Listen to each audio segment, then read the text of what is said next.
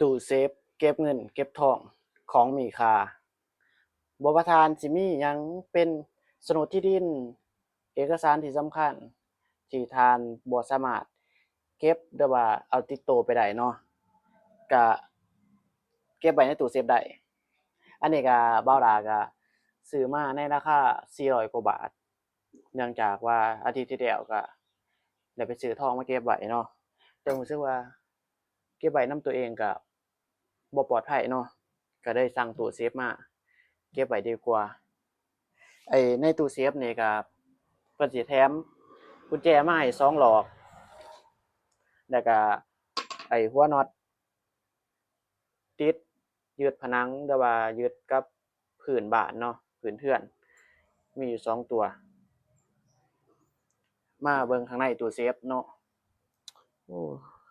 อากาศก็ร้อนมาเบิ่งข้างในตู้เซฟก็หน้าตาก็สิเป็นประมาณนี้เนาะสั่งขนาดเล็กมาขนาดน้อยมาเอ่อตู้เซฟก็สิเป็นเล็กเนาะประมาณนี้ข้างในเพิ่นก็สิได้แถมเป็น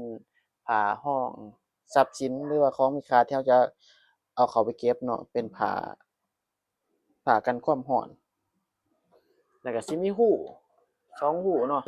สำหรับผู้ใดที่สะดวกติดกับฝาผนังแบบนี้แล้วก็สิมีหูอีกอยู่ข้างล่างเนาะอยู่ก้นตู้อ่า2หูกันสำหรับผู้ใดที่สะดวกติดใส่กับพื้นเรือนจังซี่เนาะอืมอันนี้ก็สิเป็นบอนไซถ่านนี่บอกก่อนเนาะว่าถ่านนี่ต้องไปซื้อมาเองเพิ่นบ่ได้แถมเนาะอันนี้ก็เป็นปุ่มสีแดงนี่คือปุ่มกดติดตั้งรหัส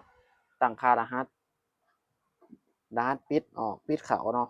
แต่สำหรับผู้ใดที่ว่ารู้สึกว่าย้านลืมรหัสก็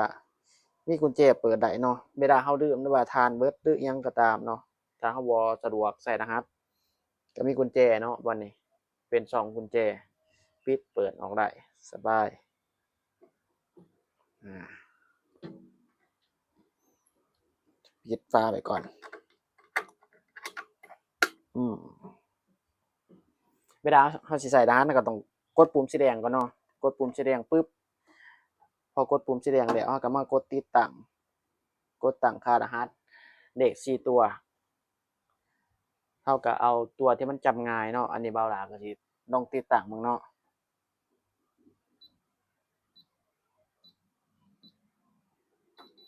นี่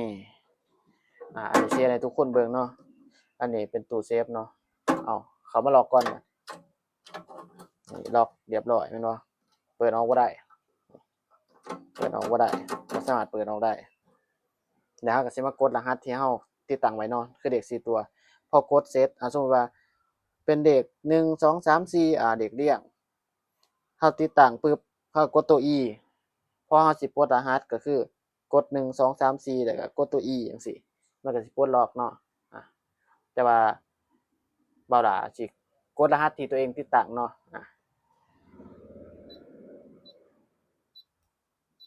พอกดเลข4ตัวแล้วปึ๊บมากดตัว E บัดนี้นี่มันขึ้นปุ่มสีเขียวแสดงว่าได้กดออกได้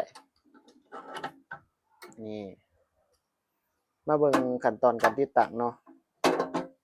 อันนี้ก็รีวิวเป็นการรีวิวตู้เซฟแล้วเอาเบิ่งขั้นตอนการติดตั้งว่ามันสิติดตั้งจั่งใดแต่ว่าอันนี้บ่าวหลาก็ได้จ่อหู้ไว้แล้วเนาะไอ้ต้องบอกก่อนเนาะว่าอุปกรณ์การติดตั้งก็มีต้องเป็นสว่านอันหนึ่งเนาะแล้วก็เป็นกุญแจไขควงอันหนึ่งนี่ต้องเป็นหัวแบบนี้เนาะเพราะว่าเราสิไปหันกับน็อตเพื่อว่าจะยึดกับผนังหรือว่ายึดกับพื้นเรือนแต่ว่าบ่าวหลาได้แต่ว่าบ่าวหลาสิยึดกับพื้นเรือนเนาะเพราะว่ารู้สึกว่า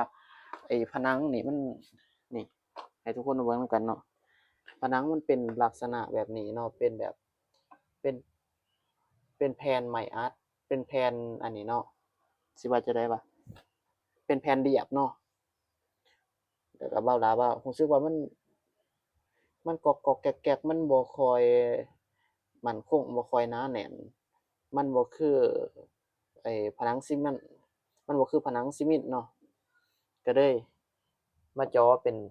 รูจั่งซี้เนาะสิติดตั้งใส่กับอ่าพื้นเรือนเนาะตอนแรกก็สิว่าคิดว่าสิติดตั้งตัวนี้แล้วก็ได้เจาะเนาะพอเจาะแล้วรู้สึกว่ามันบ่แข็งแรงพอเนาะก็เลยเปลี่ยนแผนใหม่ก็ได้มาเจาะนี่เนาะต้องบอกทุกคนเนาะต้องเจาะก่อนเนาะเราต้องอ่าเราต้องวัดก่อนวัดคือหยังวัดก็คืออ่าวัดความห่างความยาวเนาะของระยะของน็อตนี่เนาะเราต้องวัดก่อนต้องมีมิกมีปากกาหยังก็ได้มามาร์ก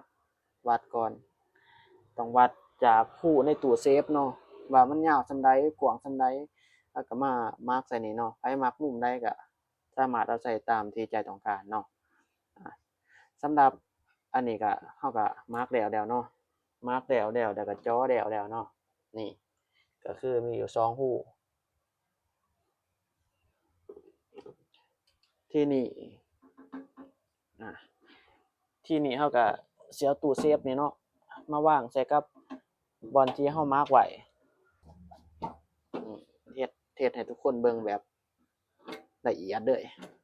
นี่มาวางใส่ก่อนเนาะอันนี้ผานี่ก็เอาออกก่อนอืมนี่เห็นรูบ่ทุกคนเราก็ต้องขยับให้มันถือกับรูที่เราจ่อไว้เนาะ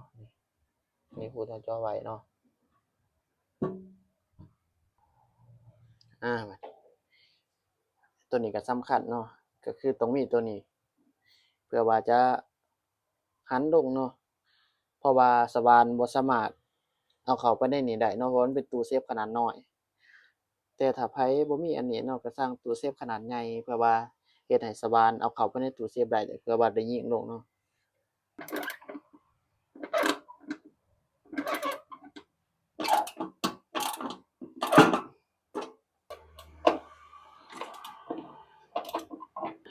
กว่าสิได้เอาเนาะก็ถือว่า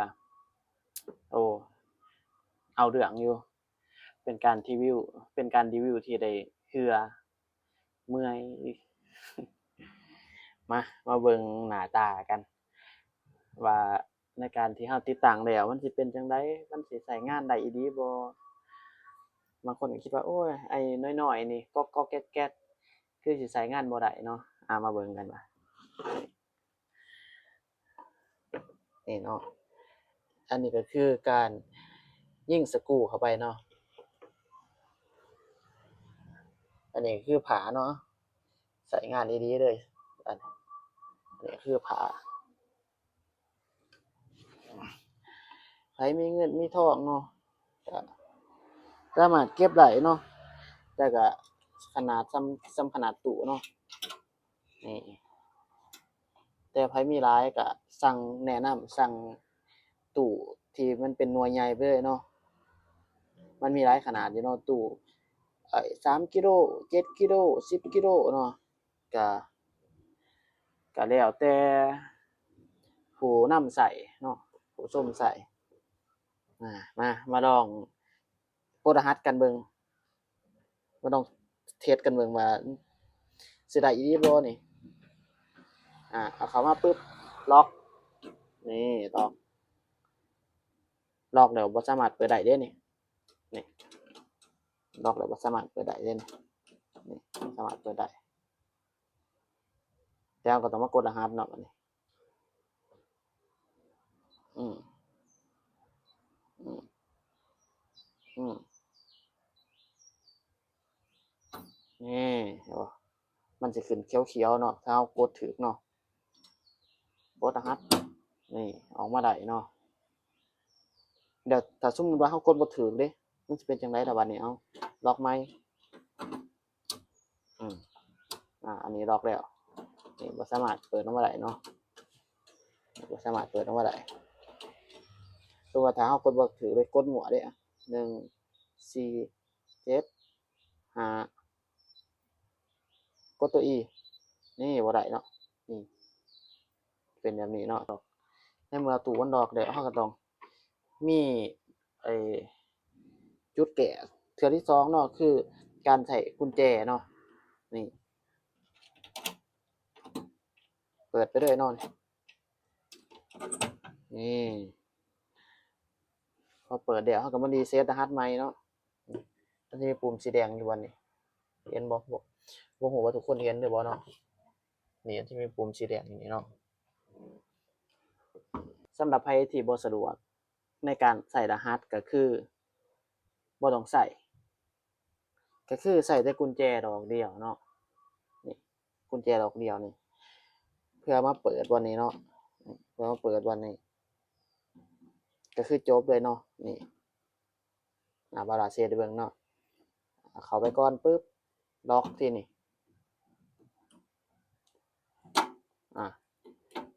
ล็อกทางไหนล่ะบัดนี้ล็อกทางล็อกทางนี้ล็อกปึ๊บแม่นบ่ออกบ่ได้แล้วอันนี้คือออกบ่ได้แล้วนี่แค่นี้เนาะกดปึ๊บจบแค่นี้เนาะสำหรับการรีวิวตู้เซฟก็สิเบิดเพียงส่ำนี้เนาะไปมักก็กดไลค์กดแชร์